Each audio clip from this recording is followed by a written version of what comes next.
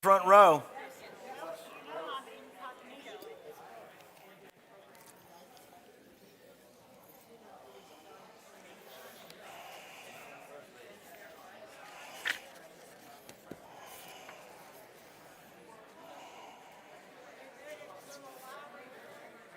Yeah, we did okay. We had a good time.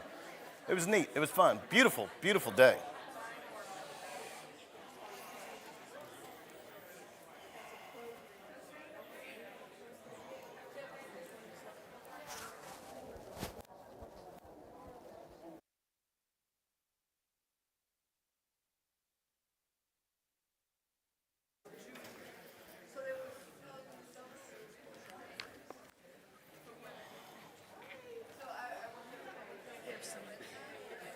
Right.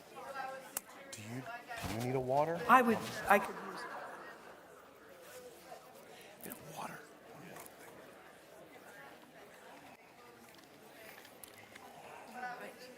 All right, you get comfortable. Good crowd. This is great.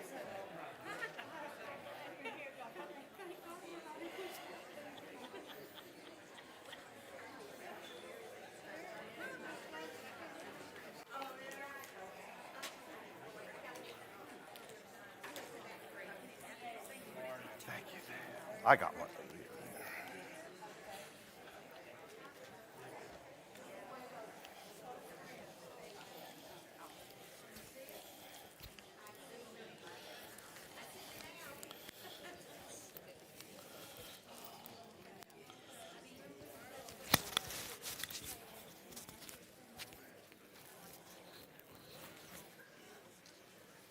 Well, hello, Marshfield.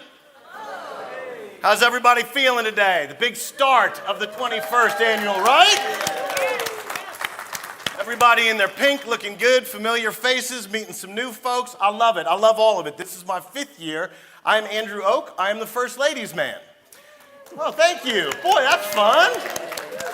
That kind of jumped out. I love that. Thank you. I had the good fortune of producing, along with my colleagues at C-SPAN in Washington, D.C., a series that covered every single First Lady at the time, Martha Washington through Michelle Obama. Nothing had been done like this before.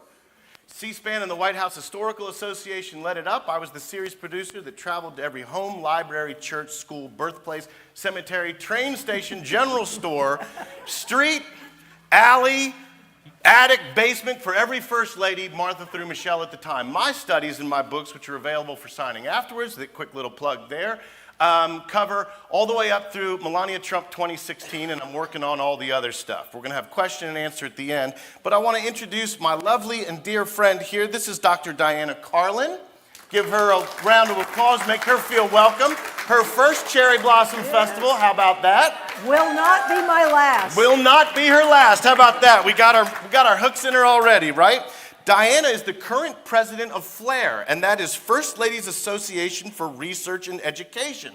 Also one of the founding members of FLAIR. I am a lifetime member of FLAIR. It's an incredible group. We can give you information on how to find that. She is also Professor Emerita of Communications at St. Louis University, right here in Missouri. Right. Professor, retired faculty member and administrator at the University of Kansas, and currently teaches a First Ladies course at American University. She is also the author of this incredible book, which I have a signed copy, and you should get one in the lobby too. Remember the First Ladies, the legacy of America's history-making women. It's a beautiful book, well done, put together with 2 of her colleagues, our friends, our associates, which we'll talk about in a little bit. The title, Remember the First Ladies, comes from a letter that was written on March 31st, 1776 by Abigail Adams. Does that date ring a bell, 1776? We are celebrating America 250. Before we were America and getting ready for 250, on March 31st, 1776, Abigail Adams wrote this letter to her husband, John Adams. In that letter, which is tough to read, so I don't expect you all to read it, but we can zoom in on one line here, remember the ladies. 1776. Abigail Adams is telling her husband and his group of rebels to remember the ladies. She very specifically says, be more generous and favorable to them than your ancestors.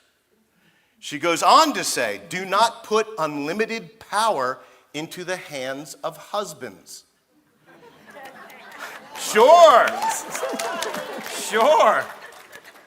She goes on to warn of rebellion if particular care and attention is not paid to the ladies. This is March 31st, 1776, folks. Hundreds of years before voting would come into play. Hundreds of years before they would have bank accounts, women. Yeah. Formal education, be able to buy their own house, have jobs.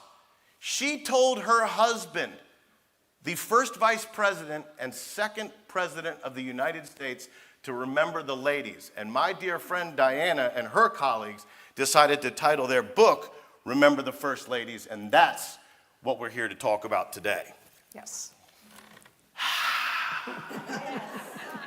So there we are. Before we get diving in here on the questions, I do want to recognize a couple of the other folks, the other authors of this book that were going to be here and tell you a little bit about what goes into this book, because then we're going to talk about why you all chose to work together and where you got. But some travel arrangements and other things, extenuating circumstances. Nancy Smith and Anita McBride cannot be here today, but they send their thoughts and wish they could be here, and a string of emails that went back and forth of everyone trying to work how to make this happen, but sometimes other forces are at play.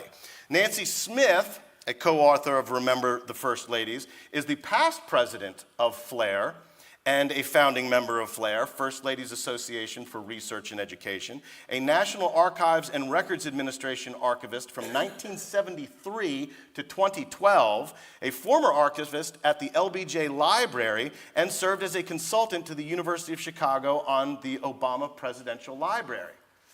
I'm telling you, I hang out with some pretty cool people, huh? I mean, this is all right.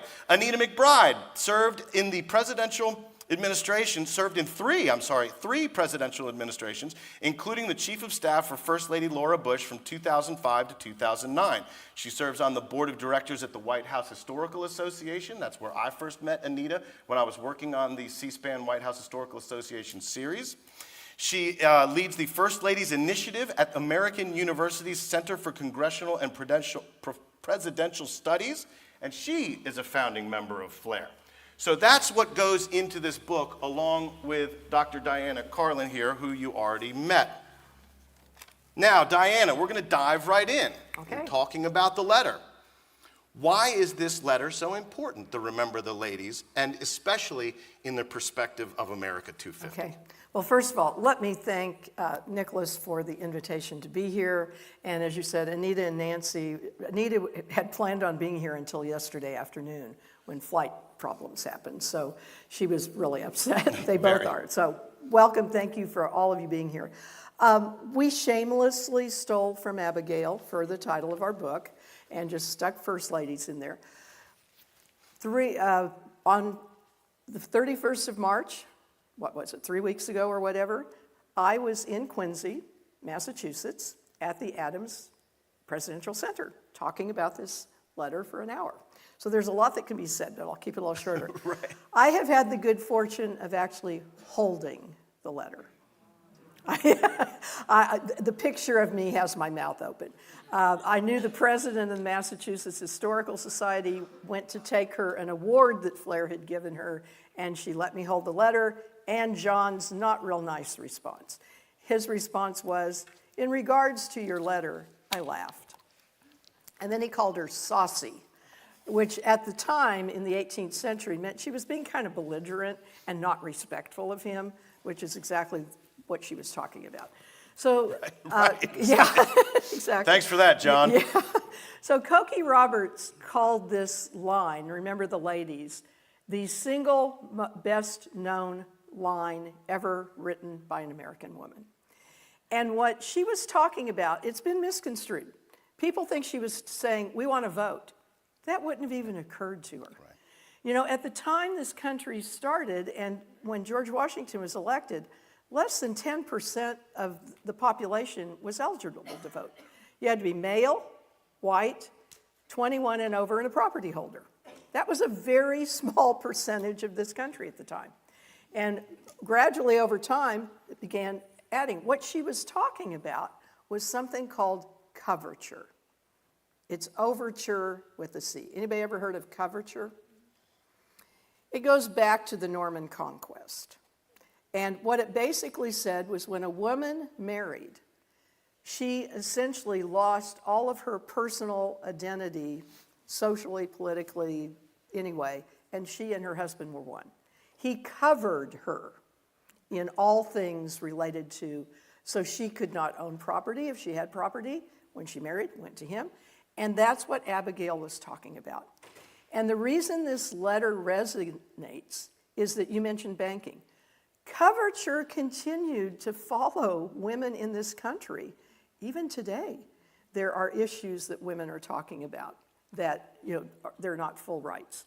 And it was the 70s before women could have their own credit cards. It was all in their husband's name. That is coverture. So she was warning John and the founders, this can't last. You are talking about liberty. Abigail was an abolitionist, so she was really looking at the need for this notion of liberty and freedom to apply to everyone. She also believed women should be educated. And she and John had several letters back and forth about this letter, and they wrote to other people about it. And John was troubled. He kind of, was a little funny with her, and they teased one another a lot. But he really gave serious thought to the fact that, what are we doing when we found this country? When we're talking about life, liberty, and the pursuit of happiness, and not being ruled without consent of the governed, does that really apply to more than us white males? And so there's a lot of angst going on, and that's why this is so important, because those letters, they had 1,200 letters between the two of them, and over 3,000 letters that they have at the Massachusetts Historical Society that they wrote either to other people. And those are a record of what was going on 250 years ago that is unlike any other. I'm glad you brought that up, because part of what I had to do for the series in covering Louisa Catherine and Abigail Adams was go to the Massachusetts Historical Society. And they do. They tell you that over the course of 4 generations of Adams family, which is always fun to say, Adams family, but they have these letters because they saved them. So you can trace not only the letters they received, but the letters that they wrote in rough draft. And it's one of the oldest physical records in writing we have, given where the Adamses were at that time. And the part that I referenced about her warning of rebellion should this not happen. I mean, again, what you mentioned about the 1970s and even today, we weren't even done with our own rebellion against the King and Queen of England. And she was saying, well, hey, guess what, buddy? You're going to have another rebellion on your hand if you don't remember the ladies, which goes into voting and who the men vote for in listening to their wives and what the wives will say around the dinner table, whether consciously or subconsciously. So it's remarkably progressive for 1776, even in today's terms, in thinking of times in the 70s. And very few, there were other women. The things that we forget about, too, is that these founding mothers were out there side by side with their husbands. Right. And one of the reasons we have first ladies and we study them is that you cannot study the presidency without studying the women who were by their sides. Because many of those men would not have been there without the women. Right. And we were earlier at the little library event at 10, and it was mentioned that Abigail Fillmore and also Eliza Johnson taught their husband how to read and write. And Eliza Johnson got him into debate societies. I mean, many of these women were better educated. And so, they definitely were making a mark on their husbands that then eventually. Mary Lincoln certainly had a lot to do, and many of these women. Well, she came from the political family in Lexington, Kentucky. And helped him with all of that. Yeah, and set up the house in the way to campaign and taught him things that he couldn't have learned anywhere else. And so during the Revolution, you had the Daughters of Liberty as well as the Sons of Liberty. Abigail signed the protest after the Tea Party to, basically boycott tea. She signed it. one of the things that was interesting about this time, and it sort of follows a lot of these early first ladies, Martha Washington was one also, that they had this concept under coverture of a deputy husband, which meant if the husband wasn't around, the wife was deputized to do what the husband would have done. And so Abigail is taking care of all of the property. Martha Washington is doing the same thing. Abigail is investing money in land as far as Vermont. And buying Peacefield and making architectural changes to Peacefield. Exactly. And those letters track that too. Absolutely. Yeah. And so this letter is important because it says that the women in this country were there from the beginning, and that these early women, in fact, all of these first ladies, were by their husband's side.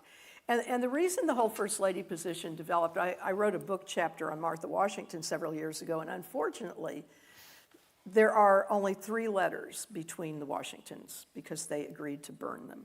Yeah. And I know. But there is a book this thick of her letters to and from other people, going back to when her first husband, Daniel Custis, died, and a lot of letters between her and Abigail. And so they were really partners in crime, creating this whole position and elevating the women. And the reason that this is important is we have a form of government that was unlike anything at that time. Our president is the head of state, along with being the head of government. And so what that means is if you look at, the UK, King Charles is the head of state. He's the one who hosts the big state dinners. He does the ceremonial things. The prime minister does not cut ribbons and pardon turkeys and do those kinds of things that our president does. We put both the head of government and the head of state in one person. And George was smart enough to know that he couldn't do both of those jobs and create a country. So when Martha showed up a month after George was inaugurated, because she had to get Mount Vernon in place, he gets a notification that he's been elected, and he takes off the next day, says bye to Martha, says bye to his mother, and he's off to New York, which was the first capital. Martha gets everything together. She comes a month later, and he hands her a list of things she has to do. And one of them is she's going to have public levees on Friday nights. Right. To greet anyone who is dressed appropriately to come into the president's house. Abigail was by her side often. She would be at all dinners that he hosted. She was a surrogate for him. First ladies often are surrogates for their husbands. Not long after he became president, he had a boil of some sort on his leg and had surgery and couldn't go anywhere, and one of the famous Revolutionary War generals died, and Martha went to represent him. So this notion that this was a partnership went back to the Washingtons because he understood the head of state required her by his side. And she had been there with him in all the pre-revolutionary discussions at Mount Vernon. After the Articles of Confederation, they were bringing people together to try to figure out what to do to replace them, and that was happening at Mount Vernon. She was at the camps in the winter. That's exactly what I was going to bring up, is Yeah. that George Washington, at George Washington's request, Martha Washington traveled to nearly all the winter encampments of the Revolutionary War. And people knew who she was. How, I don't know, but they knew. So she was even doing this before she was First Lady. Right. She was giving impromptu press conferences along the way when she would stop for the night, because it would take about a month to get from Mount Vernon to Valley Forge, something like that, over the frozen tundra with the entourage that they had and the supplies. I've seen the shopping list for Valley Forge. Yeah. The butter and the eggs and the chicken wouldn't fit in this room that she was hauling across for this month to get there. But they knew, and they asked her how things were going, and she was repeating. And what you mentioned before, a quick point just to jump back about the husband assuming that wealth, George Washington married up. Mm-hmm. Martha had a lot more money, a lot more property, and a lot more social standing than him that she had gained through the Custis family. Right. And so when Washington comes into the picture, that all becomes his. But then he runs off with his buddies to create America and fight the Revolutionary War. Who's got to take care of that? Martha. If she can't take care of that wealth and that property and all of the resources of the acres and acres, 8,000 some tobacco land acres outside of Williamsburg, Virginia, well, then George would have to. And if he had to do that, he couldn't do the Revolutionary War. So, I mean, it really is this partnership. And I've learned a lot even right now in your answer about how that formation of President and First Lady came to be, because I think, I'm not misspeaking here, that the only two portraits outside of the Adams family in Peacefield in Quincy, Massachusetts, are Martha and George Washington, because they had that much respect for them, and they were that partner. And I've read some of those letters between Martha and Abigail. Right. Yeah. How did you do it? What do we do next, kind of thing. So they were really partners. Seeing some folks from Grant here, and I was just there a few months ago talking about Julia, but I mentioned this notion of deputy husband. Julia holds the distinction. During the Civil War, there were some property issues going on, and there were papers that needed to be filed, and Julia filed them, which was unheard of in the 1860s because he was off fighting a war. So that Abigail Adams coverture thing was still alive and well, and Julia made history in this state by being the first woman to ever, go through and sign all of this paperwork related to this property. So, lots of little pieces that connect these first ladies. Yeah, no, it's incredible. And also, as you've done here in this book, which I want to get to as well, is studying them not as an individual first lady, that as well, but the correlation between all of them over the course of time, the similarities and the differences. We'll get to some of that. So why did you feel the need to title this book? I think you pretty well covered it, but if there's a succinct answer of why the three of you said, well, let's adapt it to this and this letter particularly. Well, it kind of gets to why we wrote the book. Okay. I taught courses at the University of Kansas on women in politics and the history of women's suffrage and women's political activity, and I always included the first ladies, because I considered them among our first women politicians. My students loved that section and asked me to create an entire semester course. There were no textbooks. So when I retired from St. Louis University, I got an email from a publishing company. They'd been talking to me about, do you have a textbook idea? And I was an administrator at SLU. I was an associate provost, plus I taught part-time.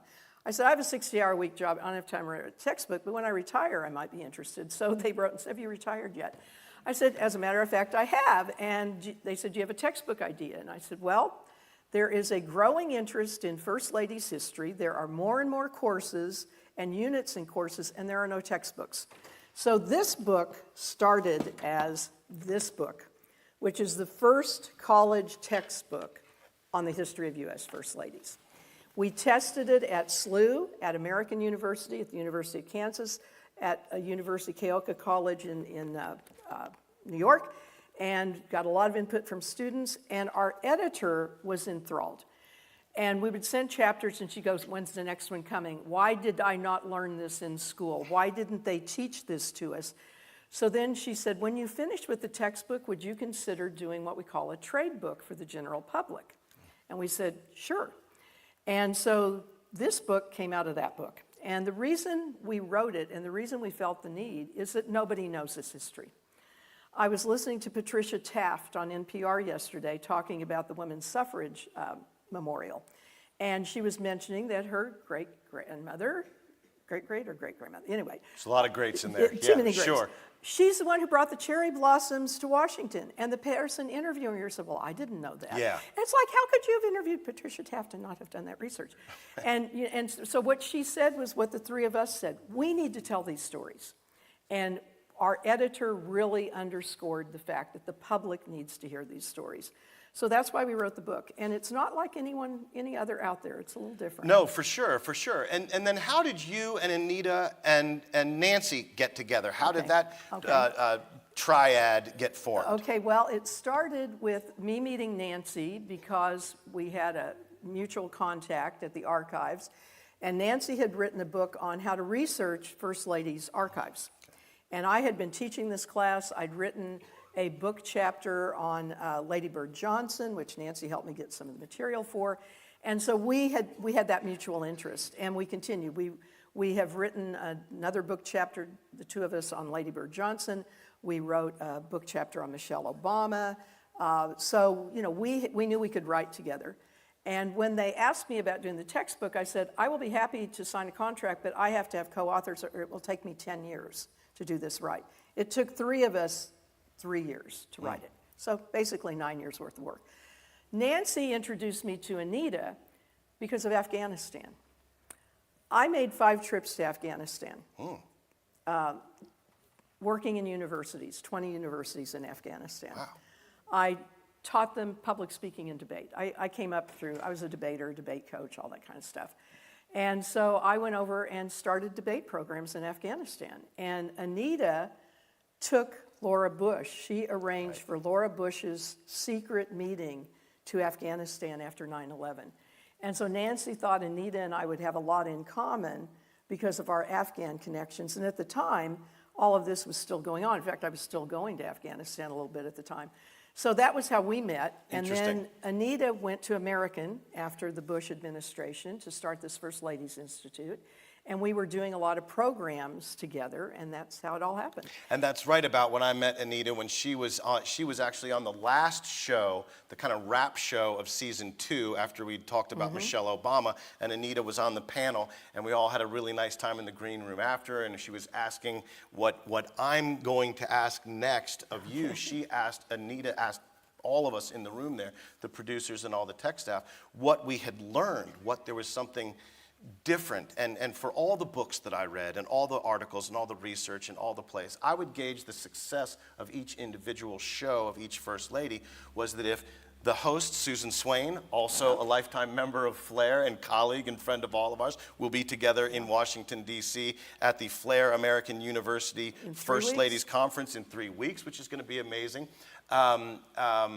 But if the panelists that we had brought in, the experts, the authors, the biographers, the people that call in for the C-SPAN shows and everything, at the end of that, if I had someone brought up something new that I didn't, with all my digging, I'm like, that's a good show, that's successful, and it happened every single show. So after all of this and all of your travels and all of the stuff that you brought to the table that you knew, what was something that you learned, maybe from Nancy, from Anita, or something that you really surprised you and stuck out while you were writing the book? Well, it was every day.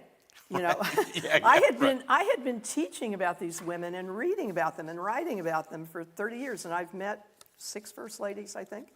Had the pleasure of having a 2-hour lunch with Lady Bird, which was incredible. But I still ran across things I didn't know. And Nancy and Anita, the same, because every day there's more and more information being opened up. People are finding letters in trunks in their grandmother's attic. More is digitized and online. And as we began researching, you know, you kind of go down rabbit holes, and one thing leads to another, and we would keep finding things. So there was hardly a First Lady that we did not find out something new on. And what one of us didn't know, the other one did. And you know, one of the questions we get asked is, how did 3 of you write this book? And when our publisher was worried about 3 authors, they said typically they have maybe co-authors. And they told us that often the books that they published with co-authors, they were not talking to one another by the time it was finished. And we assured them that would not happen with us, and we were certainly talking to one another and traveling around the country. But you really can't tell that this was written by 3 people. Yeah, I would agree 100%. You can't, because we knew our writing styles were similar because we had already worked together. And then we edited one another. So we sort of divided it up on who's going to take the first shot, do the major research, write the first draft of certain chapters, and then everybody else got their input. So if there was something Anita knew that I didn't know, vice versa, that would get put in there. And then we kind of smoothed it all out. We really policed one another. Nancy is really into flowery language. And so if she was getting a little overdone, we would say, Nancy, pull it back a little bit. You know, 2 adjectives instead of 4. I'm in the Nancy world of writing, I think. Yeah. And so, you know, sure. we were And speaking. honest, but you know, that was kind of how we approached it. But a couple things. One, and I'm going to give you a little preview. In addition to Flair, if you're not familiar with a program that's tied to America 250 called In Pursuit, every Tuesday that started on President's Day with George W. Bush, there is a 1,250-word essay that's coming out on a president. And then on Thursdays, for about 30 of the First Ladies, there is a 1,250-word essay coming out on the First Lady to go with that president. And they didn't do all of them because some of these women really didn't do as much as others. And I was asked, because I had found something when I was researching on Jane Pierce. Now, anybody know anything about Jane or Franklin Pierce? A few things.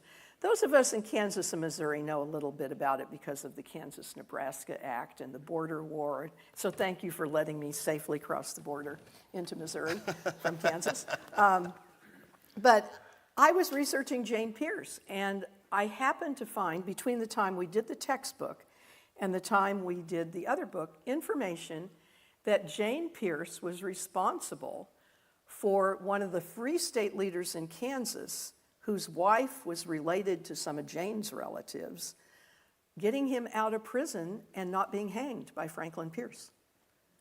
That was something that was not in my Kansas history book. And I asked a lot of people who were Kansas historians who did not know that piece. So that was a real shock because this hit home. This is my state. And I know all about the border war living in Lawrence because it was burned down a couple times. And not that we weren't going across the border to do the same thing, but anyway, it was a little tit for tat. But Jane Pierce, who had one of the most tragic lives you can imagine, and started First Lady in a tragic way.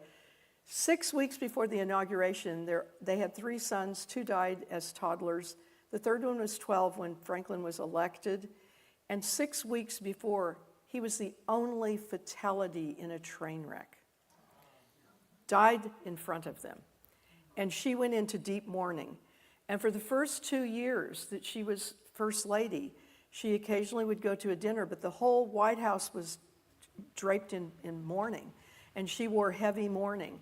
And when she finally came out of her mourning, one of the first things she did was go up and listen to the Kansas-Nebraska Act hearings and tried to talk him out of signing it because she was afraid there was going to be violence. And so she rose to an occasion after this horrible tragedy to go to follow her commitments and what she believed during in. that morning, she was criticized. Absolutely, heavily she was. By Very we heavily. the people. Yeah. Because she mourned too long. Mary and I Lincoln can tell had you, the folks, same. the same deal. Yeah. And I can tell you, I've walked in Massachusetts, Andover, Massachusetts, where the train accident happened. I've walked the train tracks outside of her sister's house. And my face is goosebumping even talking about it, of the tragedy of something like this to happen. And then there was a letter that was written. It was more of a diary entry, and some people found out about that, and they thought Jane was a kook and writing to her dead children. She was mourning. We didn't have support groups and the psychology of today and things like that. So on top of all of this tragedy, and again, as you very accurately say, one of our most tragic, easily, very sadly, to come out of that while being heavily criticized and still be looking to do things. Keep in mind, folks, I've said this here before, those of you who have seen me, unpaid, unelected, no legal obligation to fulfill this role of First Lady, yet we judge them as if all those things were the opposite. Yeah. It's something to consider with a perspective. But that's great. And I think that's the first time you and I talked on the phone about the article that you wrote about Jane Pierce from some of the people that I had met. And we were trying to track down some letters, and it was wonderful to work with you on. Jumping aside from the personal experiences a little bit, the role of First Lady, which I didn't even plan to drop it in like this, but boy, that worked out. How has that changed or stayed the same over the years as you have studied all these First Ladies so closely? And that was one of the things we wanted to do with the book. You know, there are a lot of books out there that are like mini biographies written by different people. They're edited volumes, an editor gets somebody to write and they'll tell you a little bit.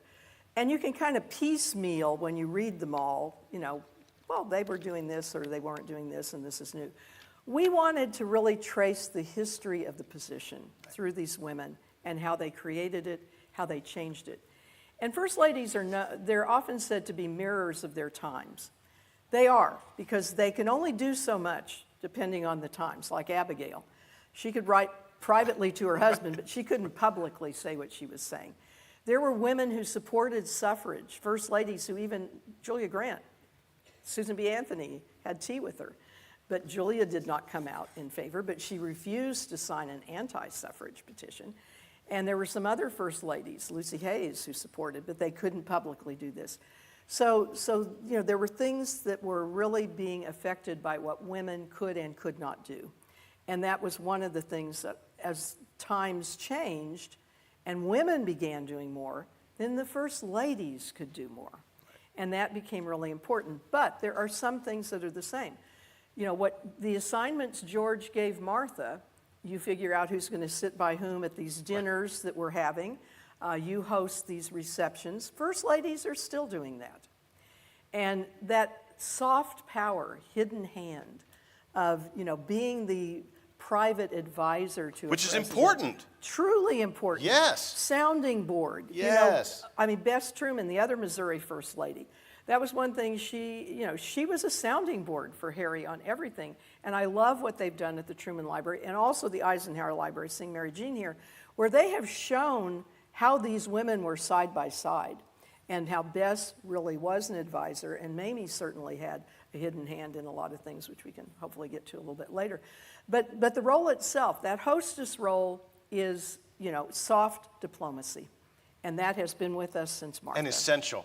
Totally Even, essential. I mean, sure, maybe more so before mass communication and email and the internet and thing. But I mean, think about this, folks. At the winter encampments or at the early White House or any time before electricity and television and telephones and all the other things, if a dinner party went badly, so did the counseling sessions after the advisory sessions, the planning, the strategy, which went through all the different wars and certainly Civil War and everything else. And these women, these first ladies, were in charge of making it go flawlessly, absolutely correctly, because they weren't in the room together, these people making decisions, and then they go home every night. And who do they have there? Their wives there to say, what do you think about this? Yeah. It's the same, you know, we're still people. We come home, how was your day, honey? Right. You know, I come home and it says, oh, we had a really nice panel. Yeah. The president comes home, it's a different conversation. And Dolly Madison mastered this soft diplomacy. She was the one who really created the concept of bipartisanship. And actually at the time we probably had more than two political parties. But we think things are fraught now. Remember, Hamilton got shot in a duel, and that wasn't the only duel. People were shot in the streets. Yeah, you know, this was, you know, real tough politics back then. And Dolly knew that if James Madison was going to get some things done, they had to get people to work together. So she began inviting his opponents as well as his proponents. And she had so many people in the East Wing of the White House that they called her event squeezes, because everybody was literally squeezed in together. And you'll often see portraits of Dolly with a turban or feathers. That's so people could find her in the crowd.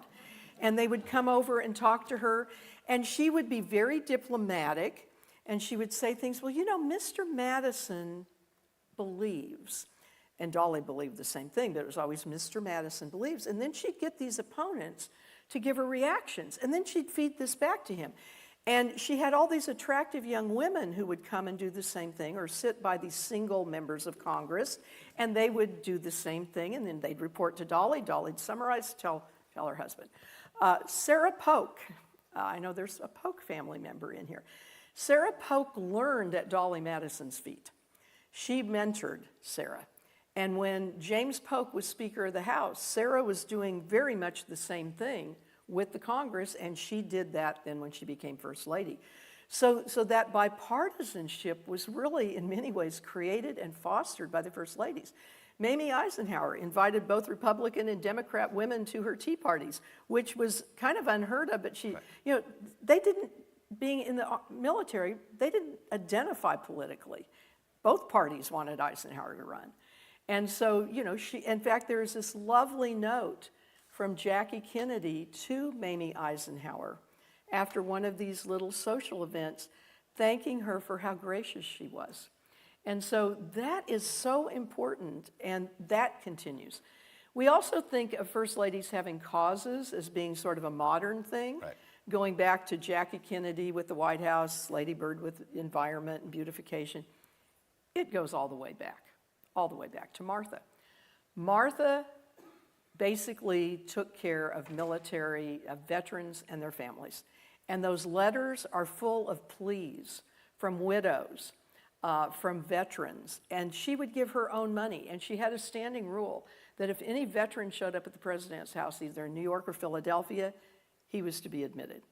If a veteran's spouse needed help, She even asked George to use his pardon powers to pardon them for minor offenses because their families needed them out of jail for a while so they could feed them. And so Martha took on families. Dolly Madison had an orphanage that she supported. Grace Coolidge, who had taught the deaf, she supported Gallaudet. And you can go all the way through. Ida McKinley, all of those knitting little socks that she knitted. Yeah, the slippers and The everything. Yeah, slippers, they're beautiful. those were all for charity. And a lot of them. Like an Thousands. incredibly, like a massive and number of pairs. Edith Roosevelt gave certain items for auctions. We think about celebrity auctions now. She was doing that kind of thing. She had, individual charities. Mary Lincoln supported freed black men and women out of her own pocket when they came to Washington, D.C. So this notion of having a cause, of being charitable, that cuts across. So where the differences come is what women were allowed to do. I know we have some DAR members here. I talked to some from my hometown of Pittsburgh, Kansas. Yay. Good to see you here. Caroline Harrison is the first lady we know of who gave a public speech. Now, outside of Martha. Martha gave these little informal comments as she was traveling.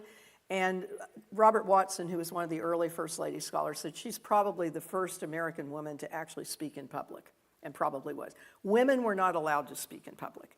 In fact, when the early suffrage leaders in the early 19th century started speaking in public, they were threatening to burn the buildings because it was an unnatural activity for a woman to give a speech or to tell men what to do publicly.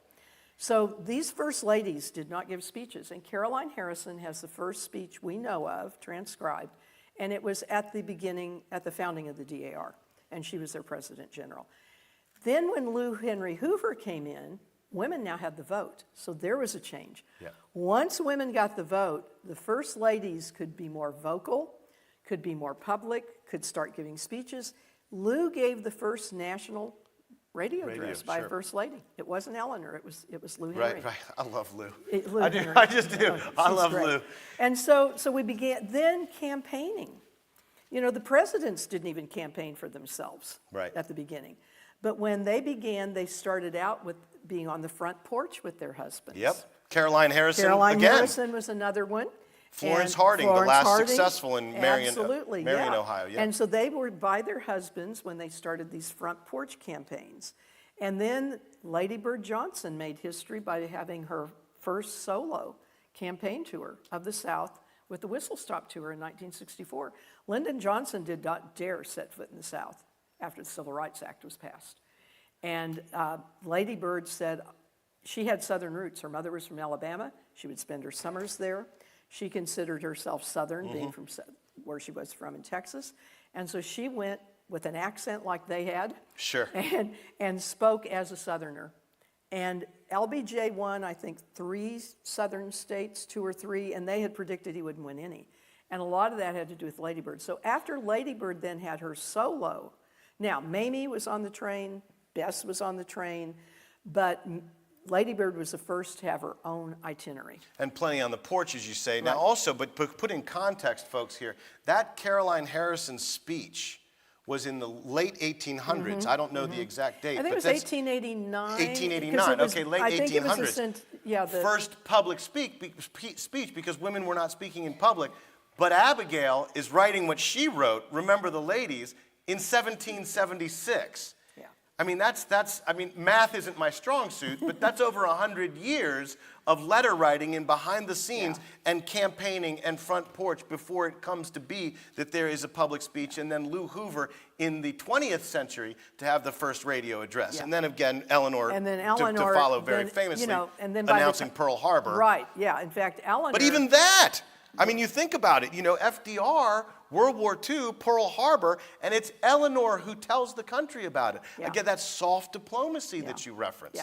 Yeah. It's so we're getting kind of close on our time, but I know that you wanted to say, so this, I'm jumping ahead a little bit. I want to hear a story or a specific historical event experience, interaction with a first lady that was special to you? And this is why I know you've touched on a couple, but you wanted to hit some. Then I've got a wrap question, and then we'll take some questions from the crowd. Would love to hear your thoughts. Well, I already mentioned the 2-hour lunch with Lady Bird, which was incredible because, she was with me and some of my grad students and colleagues who all teach public speaking, and Lady Bird was terrified. She sabotaged her high school GPA so she would not be the valedictorian and wouldn't have to give a speech. Oh, wow. And so she talked to us about how she overcame her stage fright. That was very special for somebody there. But I also, like I said, have met 6 first ladies, and one of the other special things was for our textbook, Dr. Biden gave Anita and me about a 45-minute phone interview. Oh, wow. And so we quoted in both the books. And she talked about this, behind the scenes hidden hand with the husband. And that was very special to be able to really interview her about Well, that and hear it in experience. the modern context. Exactly, in the modern context. Yeah. Right, yeah. Yeah, so, just meeting a first lady is a special experience.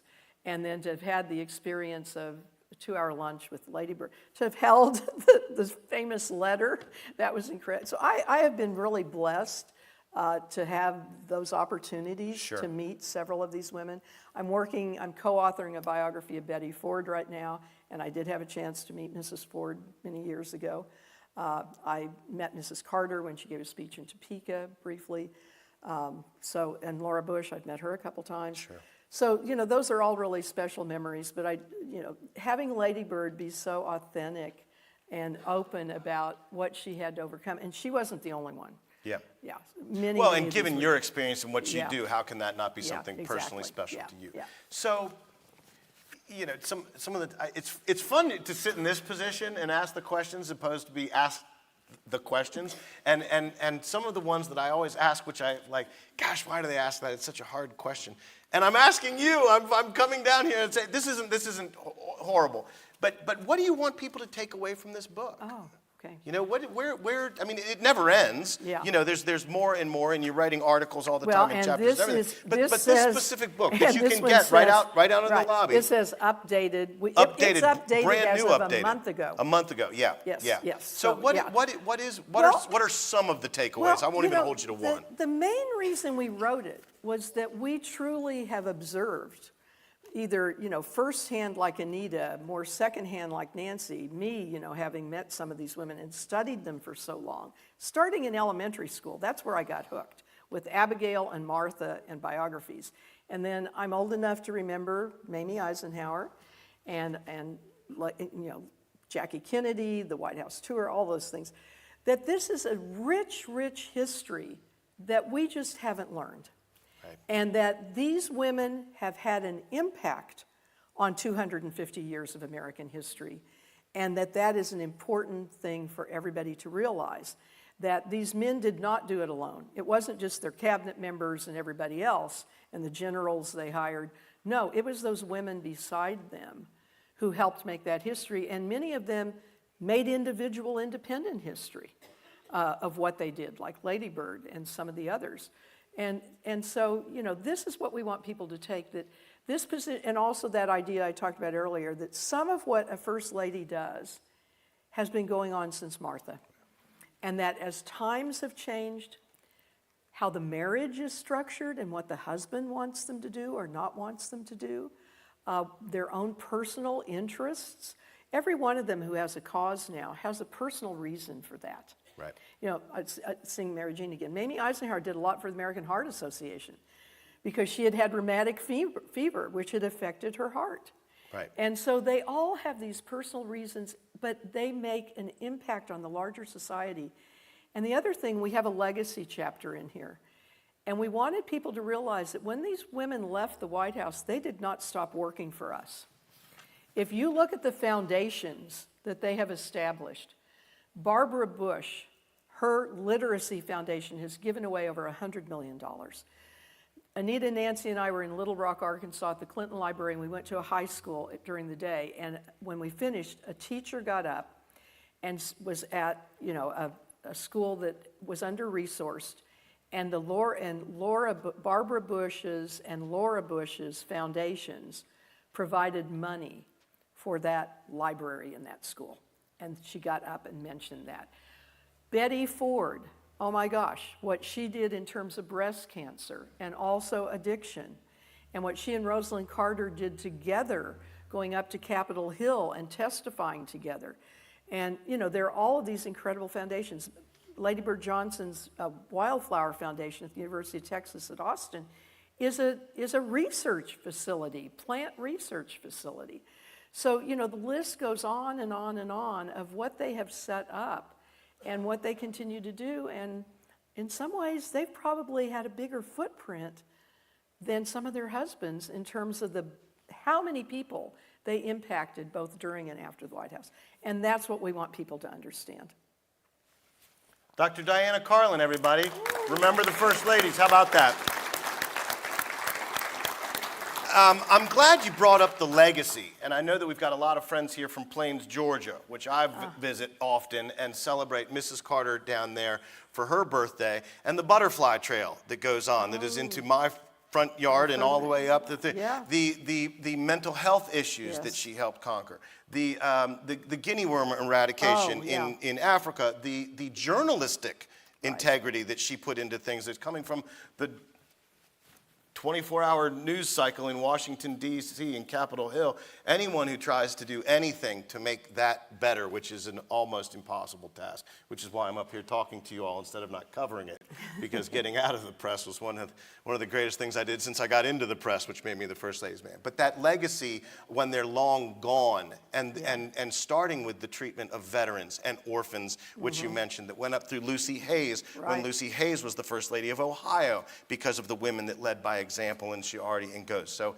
it's just very, very important to know that when these women step out of that 4 to 8 years, unelected, unpaid, no legal obligation to fulfill, their work continues for the betterment of we the people. But thank you so much, Diana. I learned so much. I learned so much. This is fantastic. And I always learn from you. Well, this is great. How about some questions? Who's got some? Yeah. Well, we'll take applause first. And we got Jan, what do you got for me? I got a pretty good hearing. Well, I want to say that being from Plains and knowing the First Lady personally, and your book was so well done on her, and I just want to thank you, thank you for the great things that you said about Rosalind Carter. But what a wonderful event this is, to be able to come and to even have a First Lady's sister and her family here. This is history, y'all. Yeah. And we of America to be even more proud of where we are and what our country is today. Thank you. And I want to tell you that one of the things, Myra Gooden, who was our first president of FLAIR, that's the co-author on the Betty Ford. But we are devoting an entire section to the relationship between Betty Ford and Rosalind Carter. Because if ever you want to see bipartisanship, there it is. And what they did together and the friendship they had, and this is one of the other things we talk about in the legacy, is what we call the sisterhood. These women helped one another. Right. They wrote letters back and forth to one another. They called. And when Nancy Reagan died, Michelle Obama, when they interviewed her, she said Nancy Reagan called her more than once when Michelle was being beat up in the press, because Nancy Reagan was really beat up by the press the first couple of years, to try to tell her, you'll get through this, do this, that, and the other. God, I love that. And it was Bess Truman's daughter, Margaret, who went to lunch with Nancy Reagan, carrying on what her mother would have done, giving her advice on getting a cause. Get out in front of this. Do something proactive.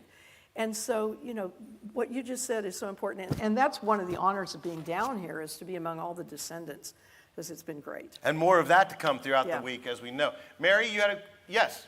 Yeah, you were talking about Jane Pierce saving that guy. Was that Charles Robinson? Yes, it was Dr. Charles Robinson, who was the first governor of Kansas. And it was quite a story.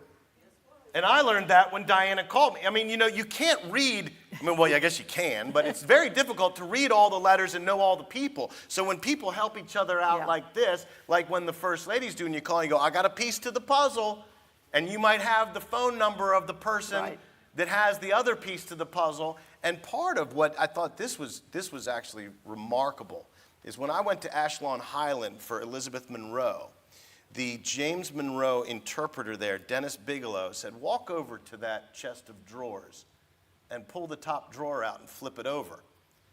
Well, I was raised right by my late mother, and I said, is that an original piece, Dennis? And he said, yes. I said, well, then you're going to pull that drawer out and you're going to flip it over on the bed. Maybe I'll help you, but I got C-SPAN and White House Historical Association name to keep in my back pocket here, and I'm only on Monroe. I got to get all the way through Obama, so let's take all that into consideration. But we did. We pulled the drawer out, flipped it over. Written in charcoal on the bottom of the drawer, it said, deliver to Washington, D.C., Pennsylvania Avenue. Oh, my.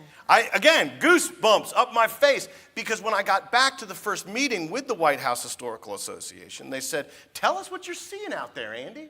What's some of the great stuff you're bringing back?